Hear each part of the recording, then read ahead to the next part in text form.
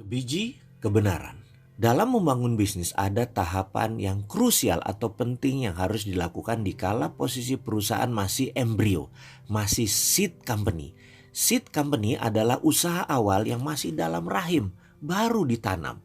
Sama seperti bayi ketika baru dibuahi, maka mulailah sang bunda memakan makanan pilihan yang jadi asupan bayi agar gizi, mutu jabang bayi di dalam perut, hardware-nya bagus dan terbaik.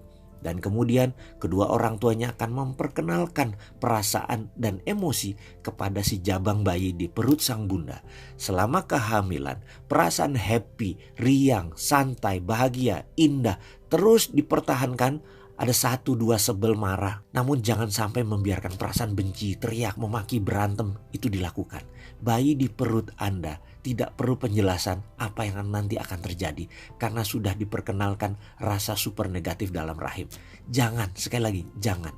Pertahankan makanan yang bergizi, perasaan dan emosi positif selama 9 bulan. Itu bukan saja nanti membuat bayi memiliki platform manusia bahagia, tetapi membuat sang bunda juga memiliki hal yang sama.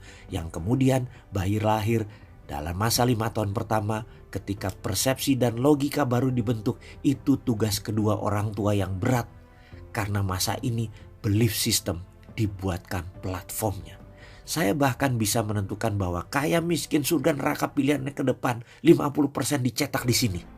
Oke, kita kembali ke masa seeding dan inkubator bagi perusahaan atau bisnis. Dalam dunia pemberdayaan diri, maka apa yang terjadi kalau masa inkubator manusia yang kurang memahami pentingnya emosi positif, atau ternyata manusia itu sudah keburu lahir, juga ternyata dia dibesarkan dalam keluarga dan lingkungan yang liar dan tidak harmonis, dan ternyata orang itu usianya sudah dewasa sekarang, sudah di atas 25 tahun, dia ingin menjadi orang yang tenang, ingin menjadi orang yang menyenangkan, ingin menjadi orang yang sukses, berkelimpahan kemakmuran, dan pastinya dia ingin berkelimpahan cinta.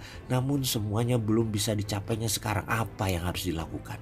Maka pertama-tama pikirannya yang harus di-cleansing. Teknik gibris cleansing harus dilakukan terlebih dahulu sebelum sebuah seed, bibit kebaikan ditanam, dipelihara dalam inkubator agar tidak digerogoti oleh pikiran negatif hingga bisa bersemi. Bagaimana mempertahankan seed atau benih dalam inkubator adalah skill tinggi yang harus sahabat semua miliki. Saya pasti akan mengajarkan dan melakukan berbagai cara agar kita membedah unconscious dengan stacking reality teknik. Pengalaman saya teknik ini paling efektif.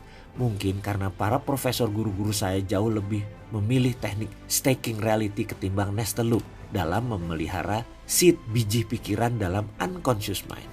Kita wajib memiliki biji yang baik yang ditanam, dan itu berlaku untuk membangun bisnis, juga berlaku untuk membangun manusia yang unggul.